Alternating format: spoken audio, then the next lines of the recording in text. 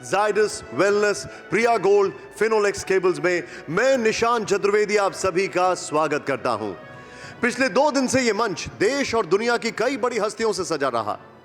नए भारत के नए सपने, नए रास्ते, नई पहचान और एक तर्कपूर्ण विमर्श हुआ है। कल न्यूज 9 ग्लोबल समिट में इसी मंच से देश के प्रधानमंत्री नरेंद्र मोदी जी ने अपने आइडिया ऑफ इंडिया को देश के साथ साझा किया, विश्व गुरु भारत के संकल्प का रोड मैप बताया। आज TV 9 what India thinks today summit का तीसरा पड़ाव है, जिसे हमने टीवी 9 भारतवर्ष सत्ता सम्मेलन नाम से ही जाहिर है कि बात आज शुद्ध राजनीति की होगी। 2024 के चुनाव से पहले बनते बिगड़ते समीकरणों की होगी। आज का भारत जिस दिशा में सोचता है, आज उसी दिशा में एक सार्थक बहस की कोशिश होगी। सत्ता का बेशक ना हो, राजनीति का चरित्र ही बदलाव होता है, जिसमें 2 और 2 का जोड़ हमेशा 4 नहीं होता है। आज दिन भर इस मंच पर पक्ष और विपक्ष के तमाम बड़े चेहरे आपके सामने होंगे, जो बताएंगे कि 2024 के इस नए भारत में उनकी गारंटी क्या है। लेकिन मंच पर अपने मेहमानों से पहले एक गारंटी टीवी 9 भी अपने दर्शकों को देना चाहता है। गारंटी यह है कि आज इस मंच से एक निष्पक्ष, निर्भीक और निष्कर्षपूर्ण संवाद किया जाएगा। तो चलिए टीवी 9 भारतवर्ष सत्ता सम्मेलन में संवाद के सिलसिले को शुरू करने की औपचारिक घोषणा के लिए मैं मंच पर बुलाता हूं टीवी 9 भारतवर्ष के मैनेजिंग एडिटर श्री पारितोष चतुर्वेदी जी को। स्वागत है आपका।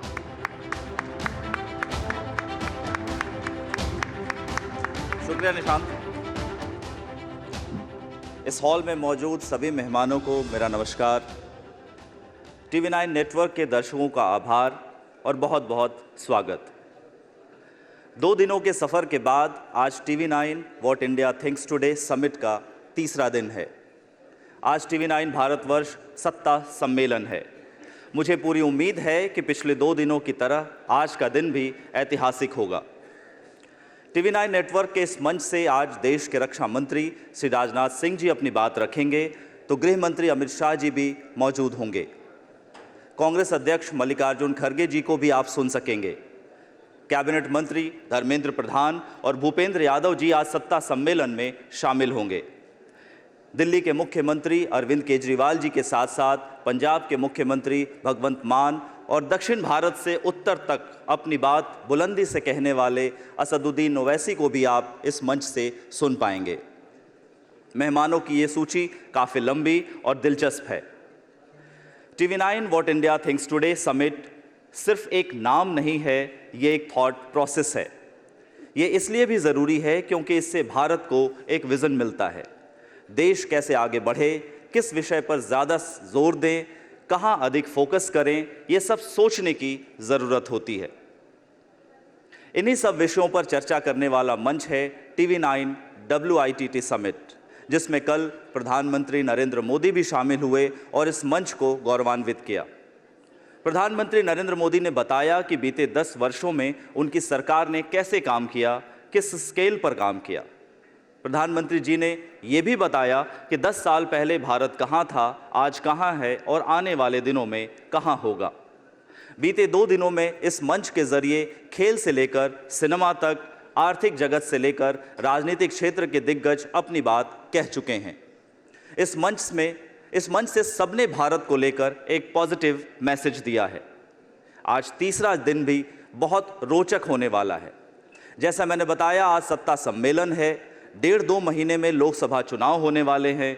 कश्मीर से केरल तक, गुजरात से अरुणाचल तक पूरा देश जानना चाहता है व्हाट इंडिया थिंक्स टुडे।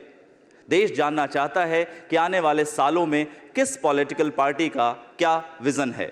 इसलिए आज दिन भर इस मंच से इन्हीं सवालों पर चर्चा होगी। सत्ता पक्ष और विपक्ष दोनों से सीधे सवाल होंगे कि उनके मुद्दे क्या हैं, रणनीतियाँ क्या हैं, दृष्टिकोण क्या है, विवाद क्यों है और 2024 में जनता उन्हें क्यों चुने। तो आइए TV 9 what India thinks today के टीवी 9 भारतवर्ष सत्ता सम्मेलन में शामिल होइए और राजनेताओं से जानिए, सुनिए व्हाट दे थिंक टुडे। धन्यवाद। What India Thinks Today summit का तीसरा और पावर पैक दिन TV9 भारतवर्ष सत्ता सम्मेलन, जिसके लिए हम मंच पर पहला न्योता एक ऐसे राजनेता को देने वाले हैं जो देश की सुरक्षा में पहली पंक्ति में खड़े होकर अपना कर्तव्य निभा रहे हैं। बिल्कुल सुमेरा, एक ऐसे राजनेता जो लगभग आधी शताब्दी से सियासत की दुनिया में है। वैसे तो उन्हें परिचय की कोई जरूरत नहीं है, लेकिन उन्हें मंच पर आमंत्रित करने से पहले उनके राजनीतिक जीवन की एक झलक दिखा देते हैं। राजनाथ सिंह का सियासी सफर बताता है कि किसान का बेटा देश का कृषि मंत्री बन सकता है, फिजिक्स का प्रोफेसर राज्य का मुख्यमंत्री बन सकता है और एक आम कार्यकर्ता पार्टी का राष्ट्रीय अध्यक्ष भी। भारत जो दुनिया की सबसे बड़ी सैन्य शक्तियों में से एक है, राजनाथ सिंह उसके सेनापति की भूमिका में है। ऐसे वक्त में जब दुनिया के कई देश युद्ध के मैदान में हैं, राजनाथ सिंह बतौर रक्षा मंत्री देश का भरोसा बनकर खड़े हैं। बीजेपी के सबसे सीनियर नेताओं में से एक राजनाथ सिंह राजनीति में 5 दशक से लंबा समय तय कर चुके हैं। यूपी सरकार में मंत्री बने, उत्तर प्रदेश के मुख्यमंत्री बने, अटल सरकार में केंद्रीय मंत्री बने और 2 बार बीजेपी के राष्ट्रीय अध्यक्ष भी। 2013 में राजनाथ सिंह की अध्यक्षता में नरेंद्र मोदी को बीजेपी की तरफ से प्रधानमंत्री पद का चेहरा बनाया गया और 2014 में राजनाथ सिंह के कार्यकाल में ही भारतीय जनता पार्टी ने देश में पहली बार पूर्ण बहुमत की सरकार बनाई। भारतीय राजनीति में राजनाथ सिंह की पहचान एक बेहतरीन वक्ता, परिपक्व और मंझे हुए राजनेता की है।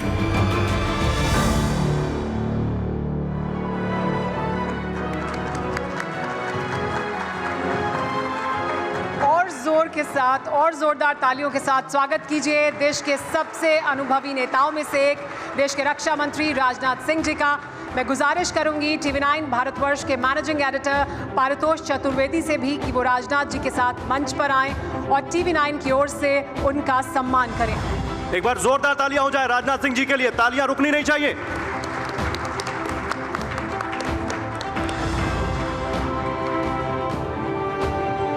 सर, बहुत बहुत स्वागत है आपका। शुक्रिया पारितोष जी। तो राजनाथ सिंह जी के साथ सवाल जवाब के लिए मैं मंच पर अब आमंत्रित करना चाहूंगा मेरे सहयोगी निशांत चतुर्वेदी को। निशांत,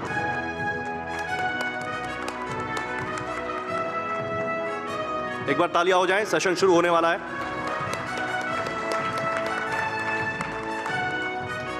मैं चाहूंगा एक बार हमारे सेशन की शुरुआत है, बहुत जोरदार तालियों से राजनाथ जी का स्वागत करते हैं, क्योंकि अभी देश वाकई में बड़े मजबूत हौसलों के साथ आगे बढ़ रहा है और उसमें रक्षा की अगर बात की जाए तो सबसे महत्वपूर्ण है।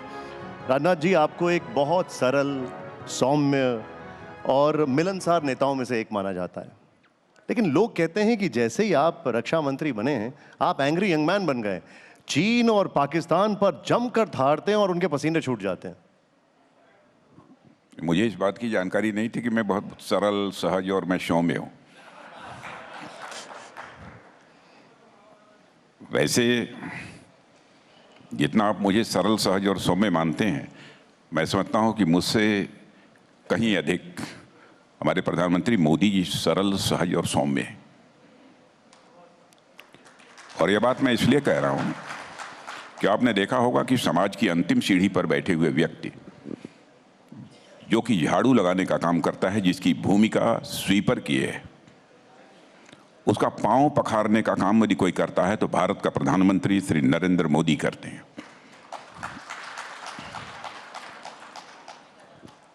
गरीब परिवारों के साथ बातचीत करते समय उनका कैसा सहज, सौम्य और सरल व्यवहार रहता है, उसे भी आपने देखा होगा। तो मैं कह सकता हूं कि एक अहंकार मुक्त मुख्य प्रधानमंत्री, लेकिन मैं उतना सरल हूं, सहज हूं, सौम्य हूं, इसकी जानकारी पहली बार मुझे हुई है। लेकिन परमात्मा की यह कृपा जरूर है मेरे ऊपर कि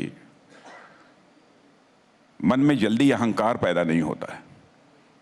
क्योंकि हमारी मान्यता है कि जिस व्यक्ति के अंदर अहंकार पैदा होता है, स्वाभाविक रूप से उसका कद अपने आप छोटा हो जाता है।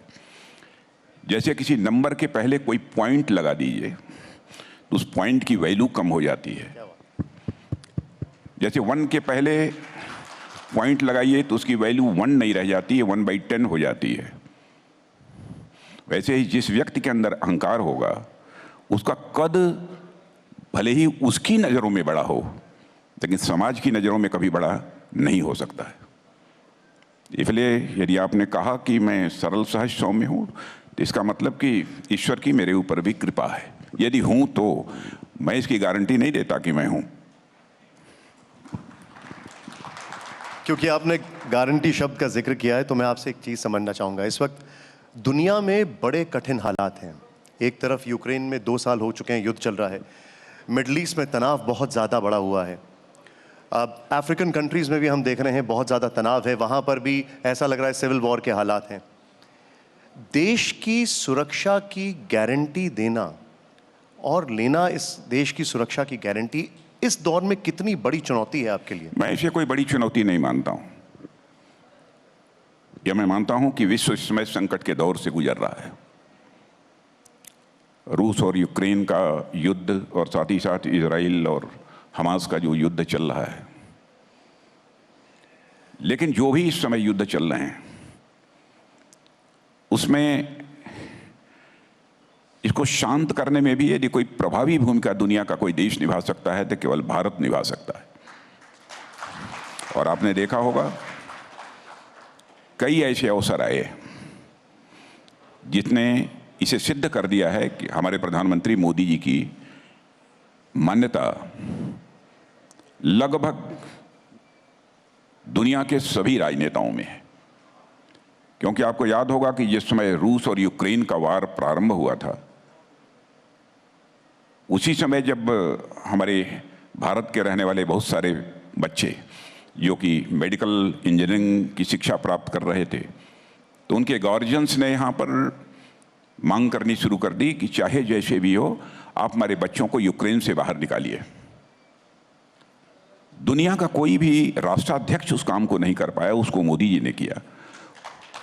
उन्होंने चटपट रूस के राष्ट्रपति मिस्टर पुतिन से बात की, यूक्रेन के राष्ट्रपति मिस्टर जेलेंस्की से बात की, और साथ ही साथ अमेरिका, क्योंकि एक बिग पावर, मेजर पावर इस वर्ल्ड का है, और उसकी भी कहीं ना कहीं कोई भूमिका रही है।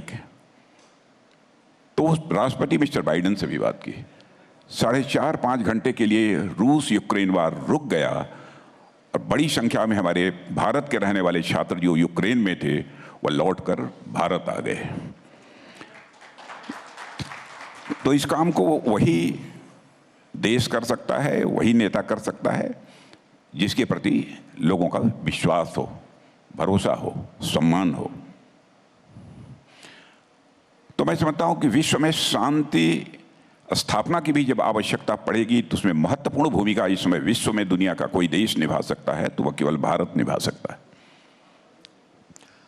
हम बात अगर पीओके की करें तो वहां पर आए दिन पाकिस्तान के खिलाफ वहां के लोग सड़कों पर उतर रहे हैं। आए दिन बलूचिस्तान के लोग आज़ादी की मांग कर रहे हैं। भारत का स्टैंड क्या है इस पर, इन दोनों की अगर बात की जाए तो? देखिए, पाकिस्तान हमारा पड़ोसी देश है।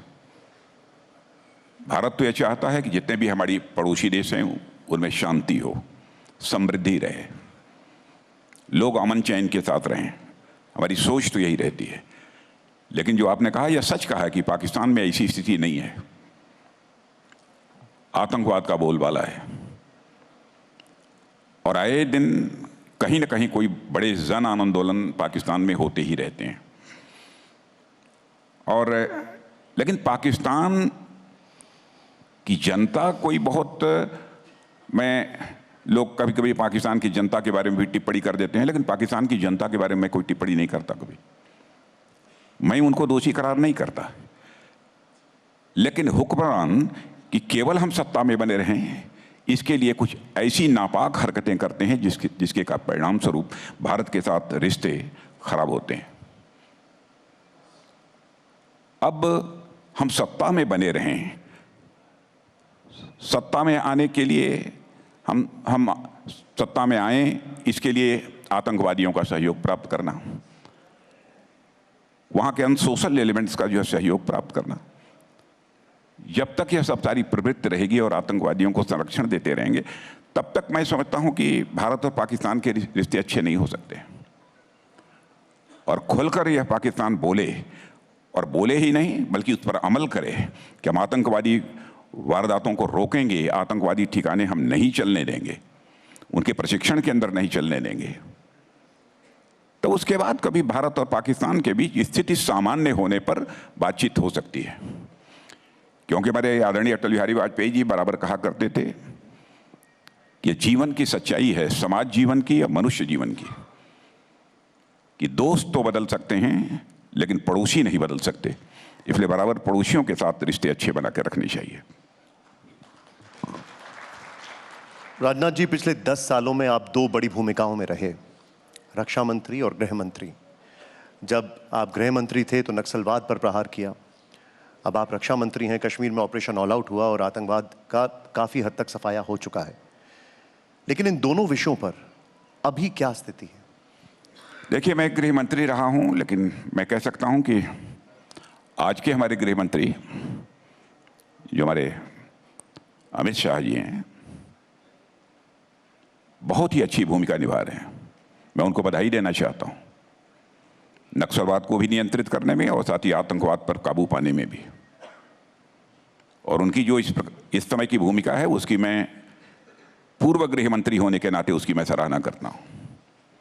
केवल इसलिए सराहना नहीं करता हूं कि मैं उस पार्टी का हूं, मैं उनका सीनियर हूं, इसलिए सराहना नहीं करता, इस कारण सराहना करता हूं, यह सच्चाई है।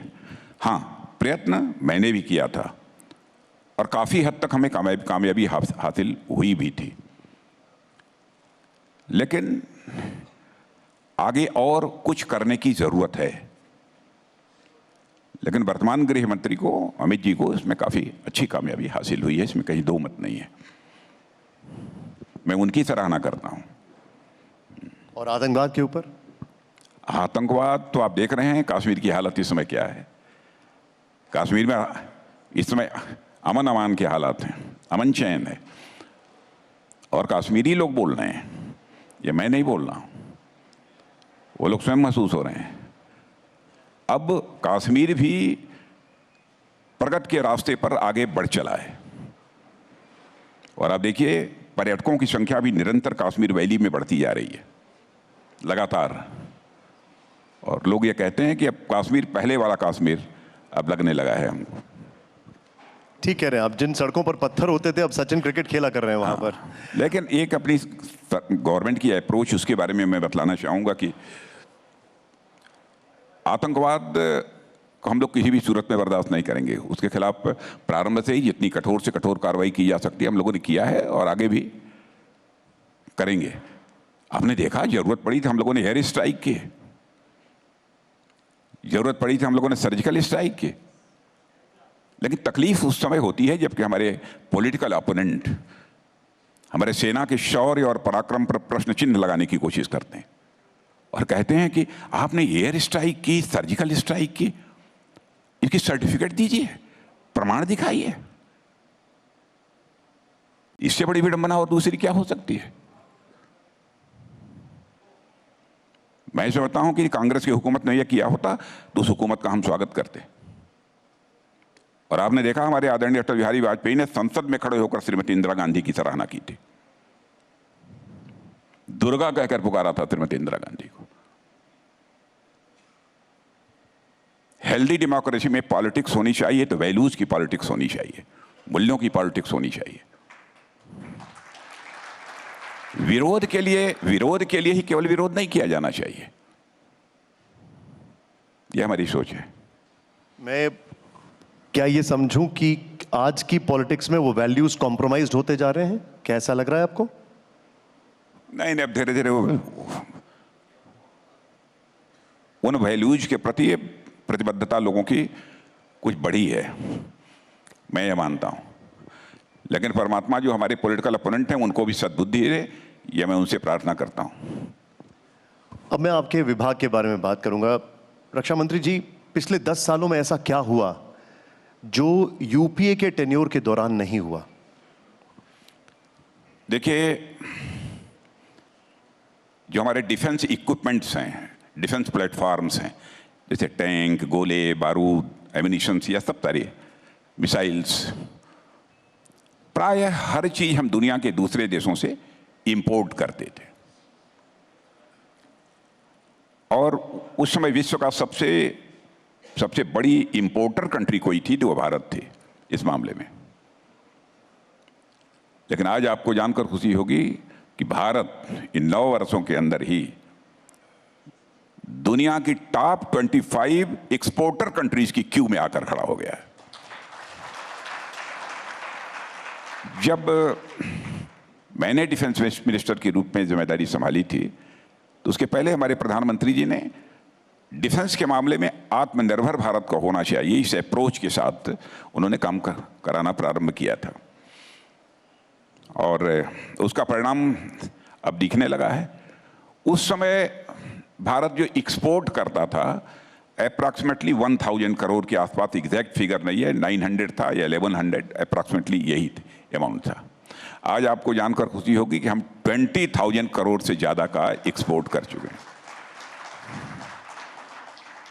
और मैं आपको यकीन दिलाता हूं कि वह दिन दूर नहीं है कि जल्दी ही 50,000 करोड़ तक का हम एक्सपोर्ट करेंगे।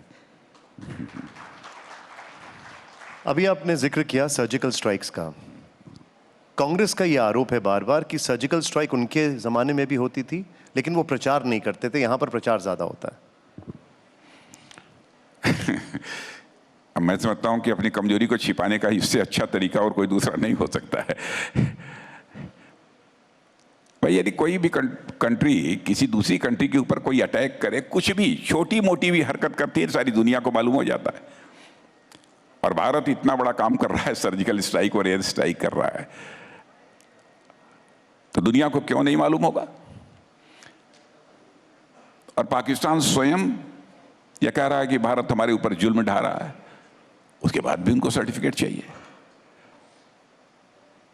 मैं समझता हूं कि स्वस्थ लोकतांत्रिक व्यवस्था में इस तरीके से सेना के शौर्य और पराक्रम पर सवालिया निशान नहीं खड़े किए जाने चाहिए। एक और चीज, आप कहते हैं देश में सुरक्षा का माहौल है। राहुल गांधी वो कहते हैं जगह जगह जाकर कि देश में भय का वातावरण है, डरो मत। लोग वो कहते हैं डरो मत क्योंकि लोग डरे हुए हैं। मैं समझता हूं जो डरा हुआ होता है वही लोगों से कहता है कि डरो मत। क्यों इतने डरे हैं? कि डरने का कारण क्या है? और कभी भारतवासियों को डराने की हमारी सरकार ने कोशिश नहीं की है। और हम तो, सच्चाई है कि हमारे पड़ोसी देश हैं, उनके साथ भी हम अच्छे रिश्ते बनाकर रखना चाहते हैं। किसी देश को डराने की भी हम कभी कोशिश नहीं करते। एक मिसाल वो बतला दें जहां पर कि हमारी गवर्नमेंट ने लोगों को डराने की कभी कोई कोशिश की होगी। अब यह आरोप पूरी तरह से बेबुनियाद है, निराधार है। अब क्या आधार है, यह बात समझ में नहीं आती। मैं समझता हूं कि उनके पास मुद्दों का अभाव है, क्योंकि विकास इतनी तेजी के साथ होता जा रहा है इस देश में मोदी जी के नेतृत्व में कि भारत ही क्या दुनिया भी उसे स्वीकार कर रही है, तो आपको मालूम है। और अधिकांश देशों के राष्ट्राध्यक्ष इस सच्चाई को स्वीकार करते हैं कि दुनिया में 21वीं सदी यदि किसी देश की है तो केवल और केवल भारत की है। लेकिन अभी आपने जो कहा, तो क्या मैं ये समझूं कि राहुल गांधी खुद डरे हुए हैं? अभी आपने जो कहा, क्या मैं ये समझूं कि वो खुद डरे हुए हैं? क्यों डरे हैं, यह बात अब उन्हीं से पूछिए। नहीं, लेकिन क्या वो डरे हुए हैं? पता नहीं, यात्रा पर हैं, पता नहीं उनकी नजरों में भारत कहां टूट गया है कि भारत को जोड़ दे गए। मैं तो समझ नहीं पाया। और आप लोग भी इंटेलेक्चुअल हैं, मैं आप लोगों से जानना चाहूंगा कि मेरा ज्ञान वर्धन करिए कि ये भारत कहीं टूटा हुआ है कि जोड़ने के लिए निकले हैं? किसको जोड़ने के लिए निकले हैं? क्या हम लोगों ने समाज को बांटने की कोशिश की है? क्या हम लोगों ने किसी स्टेट के साथ किसी प्रकार का डिस्क्रिमिनेशन अथवा किसी प्रकार का कोई भेदभाव किया है? पहले यही केंद्र सरकारें राज्यों को 31-32% दिया करती थी असिस्टेंस जो सेंट्रल गवर्नमेंट प्रोवाइड करती है। हम 41-42% दे रहे हैं और केवल बीजेपी लेड गवर्नमेंट्स को, स्टेट गवर्नमेंट्स को नहीं दे रहे हैं, सभी गवर्नमेंट्स को दे रहे हैं। कहीं पर कोई डिस्क्रिमिनेशन नहीं है। और मैं तो आपसे भी जानना चाहूंगा कि मुझे बतलाइए कि कहां पर हम लोगों ने किसको डराने की कोशिश की, कहां किसके साथ कोई डिस्क्रिमिनेशन किया है। वो कहते हैं कि ईडी भेज देते हैं, ईडी भेज देते हैं। जो गलत करेगा तो ईडी का अपना काम है, ये सब जो ऑटोनमस ऑर्गेनाइजेशन है अपना काम करेंगे। उनका कहना है कि करप्शन को बढ़ने देना चाहिए, यही चाहते हैं। ये सच्चाई को भी समझना चाहिए कांग्रेस के मित्रों को। शायद ही कोई एक उनकी गवर्नमेंट रही हो जिस पर कि भ्रष्टाचार के आरोप न लगे हो, और एक गवर्नमेंट तो ऐसी रही है जिसमें कि उनके मंत्रियों को भ्रष्टाचार के आरोपों के कारण जेल की हवा खानी पड़ी है। लेकिन 9-10 वर्षों का समय गुजर गया, कोई भी भारत ही नहीं दुनिया का कोई व्यक्ति भ्रष्टाचार के मामले में हमारी सरकार के दामन पर कोई क्वेश्चन मार्क नहीं लगा पाया। लेकिन अब वही ऑपोजिशन के लोग कहते हैं कि हमारे नेता बीजेपी में जा रहे हैं और बीजेपी उनके लिए वॉशिंग मशीन हो जाती है। तो जो आ रहे हैं तो हम क्या करें? जो आ रहे हैं वो आए, उनका स्वागत है। जो गड़बड़ करेंगे, जिनके खिलाफ जो कार्रवाई होनी चाहिए, कार्रवाई होगी। हमने किसी को यह नहीं कहा है, किसी को आरोप मुक्त कर दिया होगा, आप आरोप मुक्त हो गए। किसको आरोप मुक्त किया हम लोगों ने? एक चीज जो बार बार अभी भारत जोड़ो न्याय यात्रा जो चल रही है, जिसका जिक्र हम लोग कर रहे हैं, उसमें कहा गया कि अग्निवीर योजना जो है, उन्होंने उसका बड़ा अलग तरीके से एक प्रचार कर रहे हैं कि इससे नुकसान पहुंच रहा है युवाओं को। क्या स्थिति है ये बताइए? क्या आर्मी में यूथफुलनेस नहीं आनी चाहिए? सेना में यूथफुलनेस नहीं आनी चाहिए? सेना में यूथफुलनेस लाने के लिए ज्यादा से ज्यादा युवा नौजवानों का पार्टिसिपेशन हो, जो जरूरत पड़ने पर बिल्कुल सीने का बटन खोलकर भारत की सीमाओं की रक्षा कर सकें, उनका परसेंटेज बढ़े। इस बात को ध्यान में रखकर अग्निवीर योजना यह प्रारंभ की गई है। अब इसमें 19 साल, 20 साल, 21 साल, 22 साल, 23 साल के नौजवान सीमा पर जिस प्रकार की भूमिका निभा सकते हैं, स्वाभाविक है। जो 40, 45, 50 की 55 की उम्र का होगा, वैसी भूमिका नहीं निभा पाएगा। मैं ये नहीं कहता हूं कि कोई नहीं निभा पाएगा, बहुत निभाते ही हैं हमारे सेना के जवान। लेकिन ज्यादा श्रम करने के लिए और साथ ही साथ जिनके अंदर जोखिम उठाने का एक भाव होता है, या नौजवानों के अंदर अपेक्षाकृत ज्यादा होता है। तो यह यूथफुलनेस आर्मी के अंदर लाने के लिए ही हम लोगों ने यह अग्निवीर योजना प्रारंभ की है।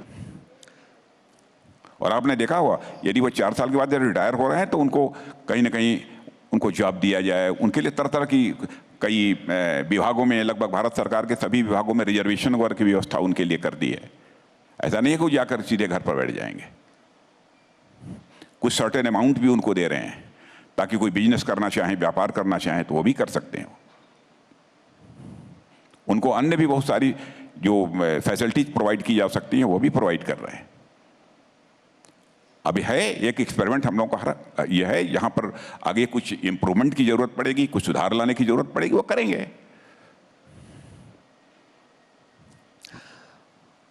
अभी हमने सुना और कई बार देखा भी है कि आप कहते थे कि जो भी मुल्क भारत की तरफ देखेगा उसको मुंह तोड़ जवाब दिया जाएगा। हमने वो डोकलाम भी देखा, पुलवामा भी देखा। लेकिन विदेश नीति और रक्षा नीति एक दूसरे के पूरक होती है। क्या विदेशों में इंटरनेशनली भारत ने अपनी नीति एकदम स्पष्ट कर दी है? क्या विदेशों में इंटरनेशनली भारत ने अपनी पूरी नीति स्पष्ट कर दी है कि हम बिल्कुल भी टॉलरेट नहीं करेंगे? नहीं, ये तो बिल्कुल स्पष्ट है, इसमें कहीं दो मत नहीं है। हम किसी को छेड़ेंगे नहीं, लेकिन हमको यदि कोई छेड़ेगा तो फिर हम छोड़ेंगे नहीं। इस संकल्प के साथ हम काम करते हैं। और आप स्वयं भी ये देखेंगे, विश्व में दुनिया का अकेला देश यह भारत है। अकेला देश यह भारत है। जो आज तक न तो दुनिया के किसी देश पर कभी कोई आक्रमण किया है और न तो दुनिया के किसी देश की 1 इंच जमीन पर कभी भारत ने कब्जा किया है। दुनिया के कई देशों की हिस्ट्री मैं आपको बतला सकता हूं कि उन्होंने दुनिया के दूसरे देशों पर आक्रमण किया होगा, दुनिया के दूसरे देशों की जमीन कब्जा की होगी, लेकिन भारत के बारे में दुनिया में कोई नहीं कह सकता। चीन से कमांडर लेवल की करीब आपकी 20-21 राउंड की बैठक हो चुकी है, WMCC की बैठक हो चुकी है। चीज़ें कहाँ तक आगे बढ़ी हैं? वो जो एक पर्टिकुलर एरिया को लेकर तनाव है वो कहाँ पर है? क्योंकि अब एक बहुत बड़ा कमिटमेंट है, हम 2024 के चुनाव में जा रहे हैं, वहाँ पर क्या हालात हैं अभी? बस इतना ही कहूँगा कि बातचीत चल रही है, अच्छी चल रही है, चिंता का विषय नहीं है। अब मैं सार्वजनिक रूप से इन चीज़ों को तो नहीं इस समय बतला सकता क्योंकि बातचीत का दौर इस समय चल रहा है जी। लेकिन इतना मानिए कि झुक कर बात नहीं हो रही है, इतना ही कहूंगा। अच्छा, वहां और पर मैं अपने प्रधानमंत्री की नेतृत्व में और जैसा उनका वो है, मैं देश का रक्षा मंत्री होने के नाते मैं विश्वास के साथ कह सकता हूं कि देश का मस्तक किसी भी सूरत में हम लोग झुकने नहीं देंगे। देखिए,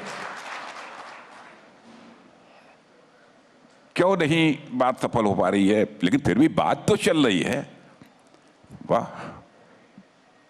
माने नहीं परिणाम निकल पा रहे हैं, लेकिन फिर भी बातचीत चल रही है। अच्छा, बातचीत इसका मतलब कि वह भी तैयार हैं बात करने के लिए, तभी ना हम बात कर रहे हैं। क्या ऐसा नहीं कि हम कमजोर हैं, हम बात करना चाहते हैं और वो भाग रहे हैं, उनको पकड़ पकड़ के हम बात कर रहे हैं। वो भी बात करना चाहते हैं। अब समझ लीजिए कुछ ना कुछ है, वो क्या है ये नहीं बताऊंगा। ठीक है, मैं एक रेफरेंस पॉइंट यहां पर आपसे लेना चाहूंगा। फिर से एक बार उनका जिक्र कर रहा हूं। राहुल गांधी ने कहा कि जब वो लद्दाख गए तो लोकल लोगों ने कहा कि भारत की जमीन पर चाइना ने कंस्ट्रक्शन कर रखा है। अब पता नहीं किसने कहा उनसे, अब तो वही जानते हैं, मैं इसके बारे में नहीं जानता। तो एक चीज मुझे ये बताइए कि हम देख रहे हैं और सीमावर्ती, कैसे भारत की जमीन कब गई है, कितनी गई है, 60,000 स्क्वायर किलोमीटर गई है कि 40,000 स्क्वायर किलोमीटर कहाँ गई है, कैसे गई, सब सारा देश जानता है। लेकिन सब मिला जुला कर ही मैं कहूँगा कि अपनी देश की सेना के शौर्य और पराक्रम पर संदेह वह न करें, ये मैं उनसे विनम्र अनुरोध करना चाहता हूँ। और मैं उनको यह भी बतला देना चाहता हूँ कि आश्वस्त रहें कि देश का मस्तक किसी भी सूरत में झुकने नहीं देंगे हम लोग। राजनाथ जी, एक बहुत अनप्रेसिडेंटेड चीज जो हम देख रहे हैं वो ये है कि बहुत तेजी से सीमावर्ती इलाकों में कंस्ट्रक्शन हो रहा है। क्या संदेश भारत दे रहा है? संदेश, अब जाकर हमारे भी सीमावर्ती क्षेत्रों को आप देखाइए। पहले हम लोग सीमा के नज़दीक रहने वाले गांवों को देश का अंतिम गांव मानते थे। हमारे वाइब्रेंट विलेज हैं, उनको हमने अंतिम गांव अब नहीं माना है, बल्कि भारत का पहला गांव सीमा के गांवों को हम लोगों ने माना है। अब यहां पर मैं बोलूंगा तो चाइना में भी छप जाएगा, लेकिन अब ये मान के चलिए कि अब कैसे कहें इसको, नहीं बोले। सीमा पर हमारी स्थिति काफी मजबूत हुई है पहले से, इंफ्रास्ट्रक्चर के मामले में, इतना मैं कह सकता हूं। पहले के कंपैरिजन में बहुत मजबूत हुई है। आप उठाकर आंकड़े देख लीजिए। अब इसमें मेरे पास आंकड़े नहीं है तो मैं आपको आंकड़े बतला देता, लेकिन बहुत मजबूत हुई है पहले से। लेकिन अगर आप आए दिन देखते होंगे कि बॉर्डर रोड ऑर्गेनाइजेशंस की बहुत सारी लगभग 50, 60, 70, 80, 100 परियोजनाओं का हर 2-3 महीने में मैं लोकार्पण करने के लिए जाता हूं। शिलान्यास करने के लिए नहीं, लोकार्पण करने के लिए जाता हूं। तो मैंने कहाँ बन रही हैं,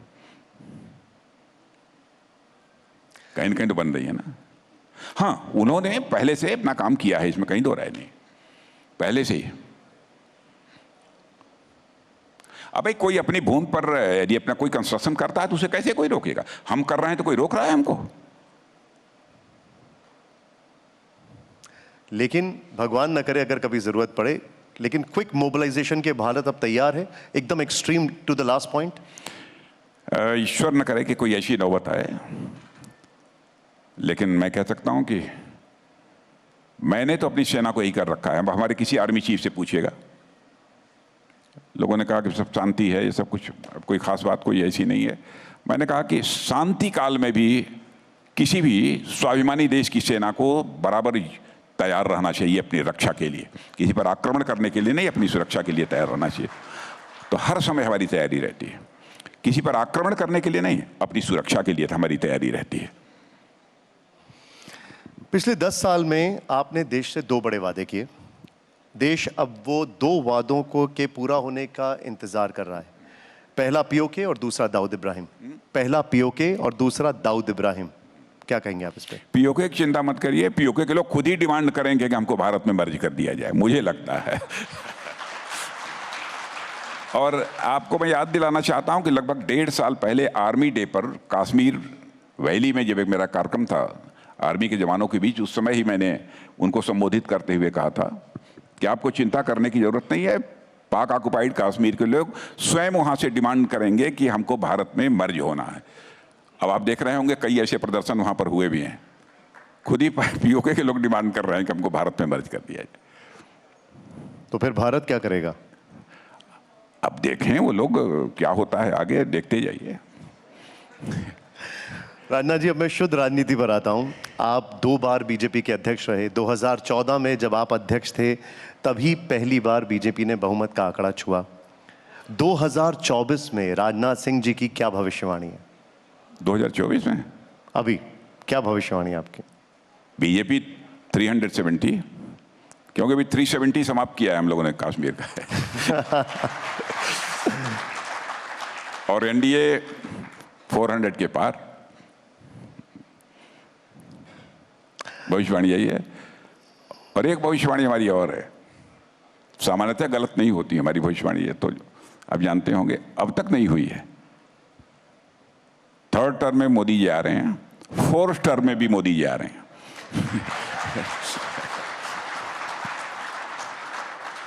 इंडिया गठबंधन। जनता का ऐसा गहरा विश्वास दुनिया में किसी देश के लीडर पर आपको देखने को नहीं मिलेगा जैसा कि हमारे भारत के प्रधानमंत्री मोदी जी के प्रति जन सामान्य के विश्वास और भरोसे का भाव है। करिश्मा हुआ है इकोनॉमी के फ्रंट पर, तो करिश्मा हुआ है। मैं भी लंबे समय से राजनीति करता हूं, इन सब सारी चीजों को देखता रहता हूं, पढ़ता रहता हूं, लेकिन आर्थिक क्षेत्र में जिस प्रकार से काम हुआ है वो अप्रत्याशित है। मैंने कोरोना के लगभग 2 साल के गंभीर संकट के बावजूद अपनी इकोनॉमी को संभाल लेना ये कोई छोटी बात है। मैंने बैंकों में हम देखते थे कि एनपीए प्राय 10%, 11% रहा करता था, और आज हमारा बैंकों का एनपीए घटकर अप्रॉक्सीमेटली 3% के आसपास रह गया है। माने हमारी इकोनॉमी की growth rate in between 6 to 7% बराबर बनी हुई है, 7% को क्रॉस भी कर जाती है, किसी महीने में मोर देन 8% हो जाती है। दुनिया के किसी देश की नहीं है। इस वर्ल्ड की फास्टेस्ट ग्रोइंग इकोनॉमी इस समय यदि किसी की है तो हमारे और आपके देश भारत की है। और आप समझिए कि लगभग 70 वर्षों का समय लग गया है ये लगभग 1.5-2 ट्रिलियन की इकोनॉमी बनने में इस देश को। अब हम लगभग 4 ट्रिलियन की इकोनॉमी लगभग बन गए हैं। 3.75 इसके आसपास पहुंच गए हैं ट्रिलियन डॉलर की। और मैं नहीं कह रहा हूं, मॉर्गन स्टैनली जैसी financial firms, highly reputed financial firms भी अब यह कहती हैं कि 2027 आते आते भारत को दुनिया की टॉप 3 इकोनॉमी में आने से दुनिया की कोई ताकत रोक नहीं सकती। वो खुद कहती हैं, ये मैं नहीं कह रहा हूं, हाईली रिप्यूटेड जो फाइनेंशियल फर्म्स हैं वह कहती हैं। तो करिश्मा नहीं है तो और क्या है। हम लोग 2014 में 11वें स्थान पर थे और इतनी जल्दी टॉप 5 में आ गए, और 27 शुरू होते होते टॉप 3 में आ जाएंगे।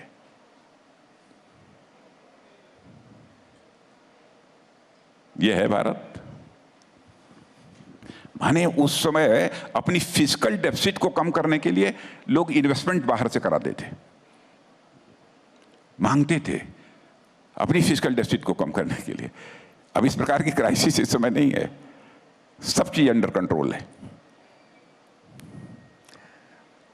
एक इंडिया गठबंधन का कहना है कि अगर आप लोग या बीजेपी इतनी मजबूत है तो हमारे दोस्त क्यों तोड़ रही है? नीतीश कुमार आ गए, जयंत चौधरी आ गए और ऐसा लगता है लाइन बहुत लंबी है। भाई कोई हमसे दोस्ती करना चाहता है तो मैं क्या उसको एकदम बिल्कुल बाहर कर दूं? नहीं नहीं नहीं, जाओ जाओ। वो आना चाहते हैं क्या? बीजेपी का परिवार अच्छा परिवार है, हम इसी परिवार के साथ रहना चाहते हैं, तो क्या हम उनको खदेड़ के बाहर कर दें? हमने कोई जबरन तो किसी को बुलाया नहीं है कि आओ आओ हमारे साथ आ जाओ। वो देख रहे हैं कि सचमुच देश को शिखर पर कौन ले जा सकता है, तो उनकी भी समझ में आ रहा है कि इस देश को शिखर पर ले जाने का काम यदि कोई कर सकता है कि मोदी लेड गवर्नमेंट ही कर सकती है, इसलिए वो आ रहे हैं हमारे साथ। आप अटल जी के करीबी रहे, करीबी थे, सहयोगी भी थे, लखनऊ से अटल जी की विरासत भी संभाल रहे हैं। अटल जी कहते थे कि जोड़ तोड़ करके सत्ता मिली तो उसे चिमटे से भी नहीं छूंगा, लेकिन आज लगता है कि जोड़ तोड़ बगैर काम ही नहीं चलता। हम लोगों की सत्ता जोड़ तोड़ कर कहा है, क्लियर मेजॉरिटी है क्लियर मेजॉरिटी है। उन्होंने तो उस समय कहा था जब कई पॉलिटिकल पार्टी मिलकर कोलिशन गवर्नमेंट बनाती थी, उसके लिए टिप्पणी की थी उन्होंने। हम जोड़ तोड़ के कहां बना रहे हैं? हम तो क्लियर मेजॉरिटी है ही, क्लियर मेजॉरिटी मिलेगी ही, और क्लियर मेजॉरिटी मिलेगी ही, देश को हम ही आगे ले जा सकते हैं। यह विश्वास जन सामान्य में पैदा करने में हमें कामयाबी मिली है, इसलिए लोग हमारे साथ जुड़ रहे हैं जो देश को आगे ले जाना चाहते हैं। लेकिन विपक्ष ये आरोप लगाता है कि आप कभी गठबंधन तोड़ देते हैं, कभी उनके दोस्तों को तोड़ लेते हैं, कभी उनकी बनाई सरकार के विधायक तोड़ लेते हैं। नहीं, तोड़ते उड़ते किसी को नहीं, सब जोड़ते हैं लोगों को, तोड़ते नहीं हम लोगों की कभी पॉलिटिक्स में भी नेगेटिव अप्रोच नहीं रही है, हम सभी लोग पॉजिटिव अप्रोच के साथ काम करने वाले लोग हैं। हम लोगों के एटीट्यूड में, हम लोगों की थिंकिंग में कभी भी नेगेटिविटी नहीं रही है। लेकिन दूसरी तरफ वो हमेशा कहते हैं कि बड़ा नेगेटिव माइंडसेट है राहुल गांधी, वो बहुत नाराज हैं। वो कहते हैं कि संसद में सरकार उनके भाषण से डरती है, इसलिए माइक बंद कर देती है। नहीं नहीं, बोलते बोलते वो खुद ही रुक जाते हैं, हम क्या करें? आपने देखा होगा, उन्होंने इस बार बोलना प्रारंभ किया तो फिर पता नहीं, आपने देखा होगा। नहीं, माइक तो किसी की बंद नहीं हुई, वो खुद ही बंद हो जाते हैं, खुद ही बोलना बंद कर देते हैं। ऐसा कभी नहीं होगा। लेकिन राजनाथ जी, संसद सत्र में 150 से ज्यादा विपक्षी सांसदों को सस्पेंड किया जाना, ऐसा राजनीति के इतिहास में पहले कभी नहीं हुआ। नहीं नहीं, देखिए, ये तो स्पीकर का रोल होता है इसमें मैं समझता हूँ सत्ता पक्ष को इसलिए उत्तरदायी ठहराना उचित नहीं होगा। संसद की कार्रवाई ठीक तरीके से चले, संसद में डिसिप्लिन बनी रहे, इसको इंश्योर करना यदि किसी की रिस्पॉन्सिबिलिटी, कोर रिस्पॉन्सिबिलिटी यदि किसी की होती है, स्पीकर अथवा चेयरमैन की होती है। यह सवाल उन्हीं से पूछा जाना चाहिए। हम लोग स्पीकर चेयरमैन पर प्रेशर बिल्डअप नहीं कर सकते। राम मंदिर के मुद्दे पर आता हूं। 22 जनवरी की तारीख इतिहास के पन्नों में दर्ज हो गई है।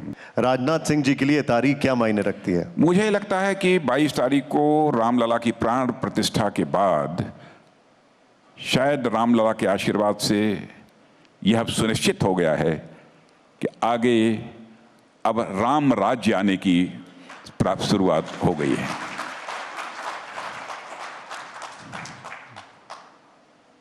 अब रामलला अपनी उस कुटिया से अब अपने महल में लौट चुके हैं, भव्य मंदिर बन चुका है। तब राम यदि आ गए अपने महल में तो फिर राम राज्य प्रारंभ होना ही होना है, यह होकर रहेगा, देखिएगा। विपक्षी पार्टियों ने न्योता ठुकरा दिया। उनका यह आरोप है, वो ये कहते हैं कि यह पूरा मामला ऐसा लगता है जैसे राजनीतिक कार्यक्रम था।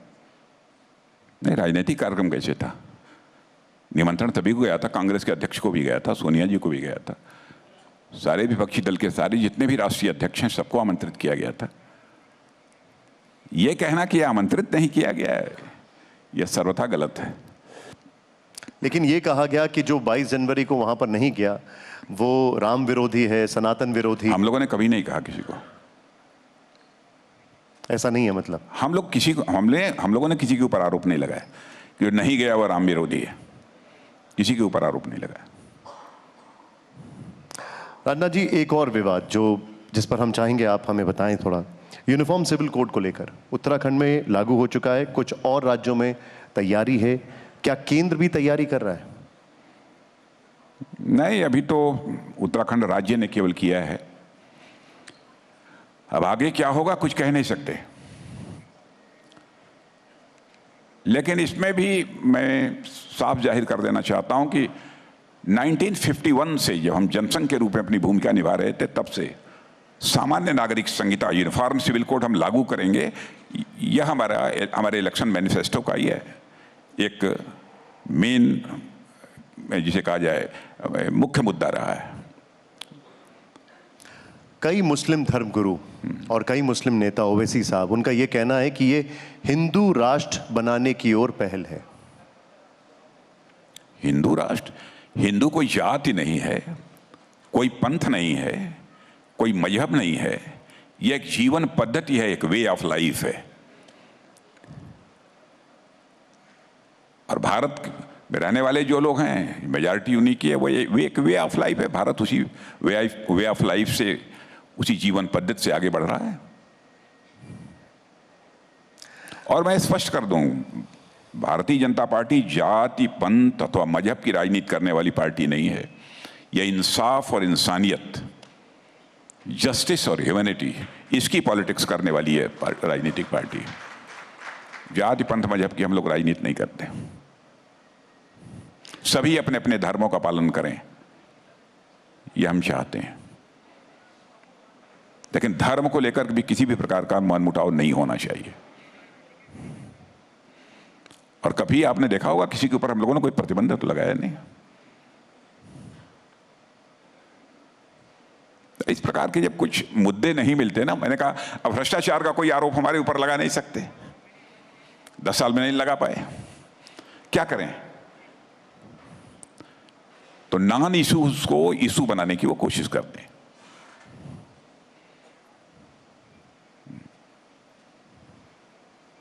राजनाथ जी, बहुत बहुत शुक्रिया, आपने हमारे लिए समय निकाला, आप हमारे इस इनॉग्रल में आए। जोरदार तालियों से एक बार फिर से बहुत बहुत शुक्रिया आपका। Thank you very much sir.